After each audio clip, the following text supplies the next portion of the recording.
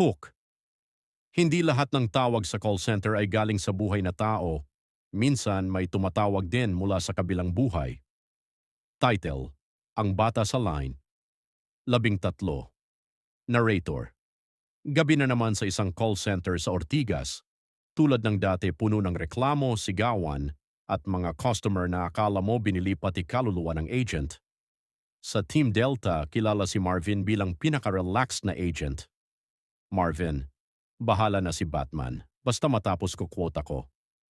Narrator: 2:00 ng madaling araw nang tumunog ang headset niya. Call connected. Marvin: Thank you for calling. This is Marvin. How may I help you today? Bata: Kuya. Narrator: Mahinang boses ng batang lalaki ang sumagot. Marvin: Hello, ano pong concern natin? Bata: Nawawala po ako? Marvin: Prank call na naman. Bata: Hindi po, madilim dito. Takot na ako. Narrator: Napatingin si Marvin sa monitor. Unknown number, walang account, walang caller, ID. Marvin: Saan ka ba? Bata: Hindi ko alam. Nasa ilalim ako. Narrator: Biglang naputol ang tawag. Makalipas ang ilang minuto, tumawag ulit. Marvin: Hello? Bata: Kuya, tulungan mo ako? Marvin: Seryoso ka ba? Bata: Ang lamig dito. Narrator: Napansin ni Marvin na nanginginig ang boses ng bata pero mas nakakatakot habang nagsasalita ito. Parang may mahinang iyakan ng maraming bata sa background. Naputol ulit ang linya. Kinabukasan. Narrator: Ikinuwento niya ito sa mga katrabaho. Jen: Baka naman customer na ubos na load. Paulo: O kaya multong naka-only call. Narrator: Nagtawanan sila pero pagsapit ng gabi, tumawag ulit.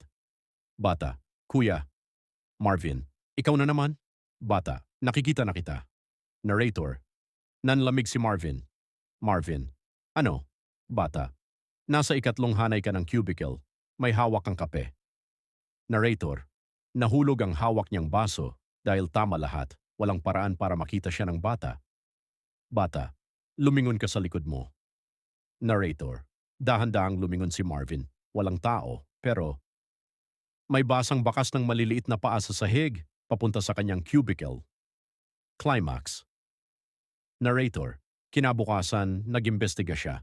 Nalaman niyang 10 taon na ang nakalipas. May batang lalaki na nawawala malapit sa lote kung saan itinayo ang call center. Hindi na nakita kailanman. Hanggang sa may dating security guard na nagsabi, Guard, may lumang balon dati rito bago ginawa ang building. Narrator: Gabi ring yun, tumawag muli ang bata.